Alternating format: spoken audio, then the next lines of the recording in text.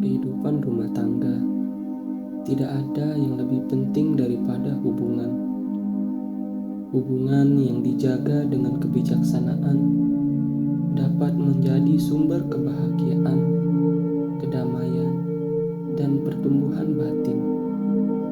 Tetapi, hubungan yang dipenuhi ego, kesombongan, dan kemarahan dapat berubah menjadi ladang penderitaan. Pada hari itu, di hutan Jeta, Sang Buddha mengajarkan sebuah pelajaran lembut namun mendalam tentang hubungan, karakter, dan bagaimana seseorang dapat menjadi sumber terang atau sumber kegelapan dalam rumah tangganya. Pelajaran ini dikenal sebagai 7 jenis istri, bukan untuk menghakimi, tetapi untuk mengarahkan kita melihat diri dengan jujur, melihat perilaku kita, dan memahami bagaimana kebijaksanaan dapat mengubah hidup. Mari duduk bersama, merenung, dan membuka ruang di dalam hati untuk pelajaran yang abadi ini.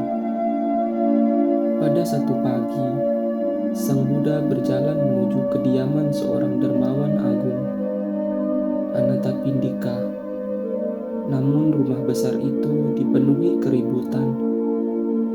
Sang Buddha duduk dan bertanya dengan lembut, "Mengapa rumahmu begitu gaduh?" Anathapindika menjawab bahwa menantunya, Sujata, seorang perempuan muda dari keluarga kaya, ia tidak menghormati siapapun, tidak pada suaminya, tidak pada orang tuanya, bahkan tidak pada Sang Buddha. Ini bukan cerita tentang menyudutkan seorang perempuan. Ini adalah cerita tentang kebutaan batin, tentang seorang yang tidak bisa melihat nilai hubungan, tidak melihat nilai rasa hormat, dan tidak melihat pentingnya kelembutan.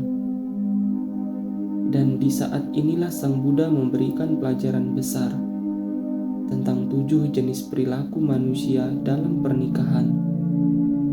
Sang Buddha memanggil Sujata dengan lembut dan beliau berkata, "Sujata, seorang laki-laki mungkin memiliki 7 jenis istri. Yang seperti apa dirimu?" Pertanyaan ini bukan untuk mempermalukan, tetapi untuk membuka hati agar seseorang melihat dirinya dengan jujur. 1. Istri seperti pembunuh. Ia yang dipenuhi kebencian, yang tidak memiliki simpati, yang tertarik pada laki-laki lain, yang merusak keharmonisan rumah tangga, yang mengancam, mematahkan, dan menghancurkan keamanan batin suaminya. Inilah istri pembunuh. Ia membunuh dengan sikap, membunuh dengan kata-kata, membunuh kebahagiaan rumah tangga. Pelajaran ini bukan tentang gender. Ini adalah cermin. Ada orang-orang yang merusak rumah tangga mereka sendiri melalui kebencian yang mereka pelihara. 2. Istri seperti pencuri. Ia yang ketika suaminya bekerja keras, bahkan memperoleh penghasilan kecil, justru mengambil, merampas, dan menyalahgunakannya. Ia tidak menghargai kerja keras suaminya. Ia mengikis kepercayaan. Ia mencuri bukan hanya harta, tetapi kesetiaan dan keamanan batin pasangan. Pelajaran ini mengingatkan kita, ketika seorang pasangan memanfaatkan atau merugikan yang lain, hubungan itu perlahan-lahan akan kehilangan cahaya. 3. Istri seperti raja. Seorang yang kasar, tajam dalam ucapan, rakus, malas, dan mendominasi dengan cara yang kejam. Ia berbicara dengan nada yang tinggi. Ia memperlakukan suaminya sebagai bawahan, Ia ingin dituruti, tetapi tidak mau memberikan timbal balik berupa kelembutan. Inilah pasangan yang menjadi penguasa dalam rumah sendiri, bukan sebagai pelindung. Hubungan seperti ini dipenuhi ketakutan, bukan cinta. 4. Istri seperti ibu. Inilah jenis istri pertama yang penuh cahaya. Ia yang penuh welas asih, yang merawat suami seperti ibu merawat anaknya, yang menjaga harta keluarga dengan penuh kehati-hatian. Ia tidak mengontrol dengan kekuasaan, tetapi melindungi dengan kehangatan.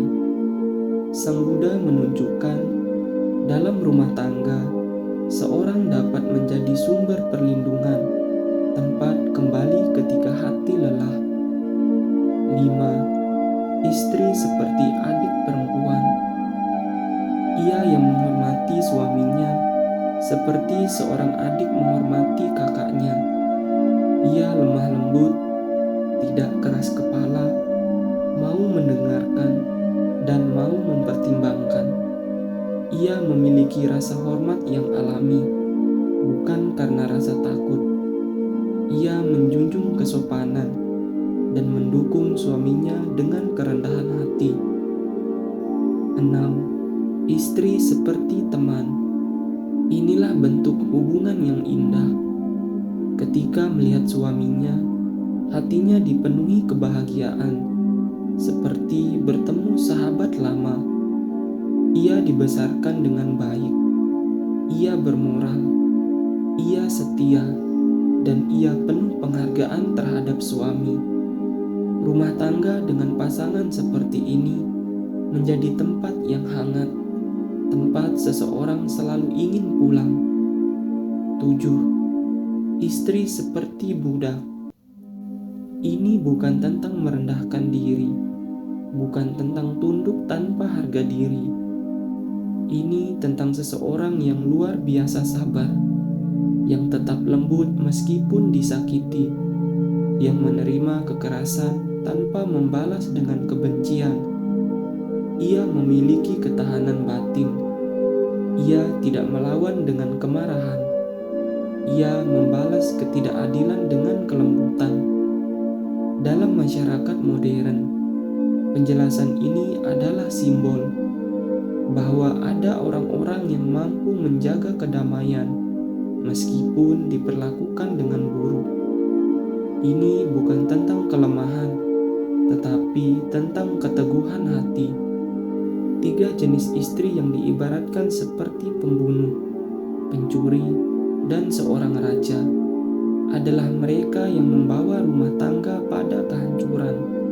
Setelah kematian, mereka terjatuh ke alam sengsara. 4 jenis istri yang diibaratkan seperti seorang ibu, seorang adik, seorang teman, dan seorang budak yang penuh moralitas, rendah hati, dan memiliki ketulusan. Ia akan terlahir kembali di alam yang bahagia. Ini bukan ancaman. Ini adalah gambaran bahwa perilaku menentukan arah hidup di dunia ini dan setelahnya. Tujuan kisah ini bukan untuk menilai perempuan, bukan untuk menilai suami, dan bukan untuk memihak siapapun. Ini adalah cermin bagi kita semua, baik laki-laki ataupun perempuan, pasangan atau tidak, muda atau tua.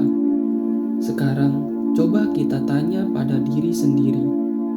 Dalam hubungan yang kita jalani, kita sedang menjadi siapa? Apakah kita menjadi sumber luka atau sumber ketenangan? Apakah kita menjadi racun atau menjadi cahaya? Sujata mendengarkan ajaran ini dan hatinya berubah. Ia menjadi penuh hormat, penuh perhatian, dan rumah Anathapindika kembali menjadi tenang. Perubahan selalu mungkin selama kita mau membuka hati dan melihat diri dengan jujur. Semoga kita semua dapat membina hubungan dengan bijaksana dengan kelembutan dan cinta yang benar. Semoga kisah dari Sujata ini memberikan inspirasi bagi kita supaya kita menjadi orang yang baik terhadap pasangan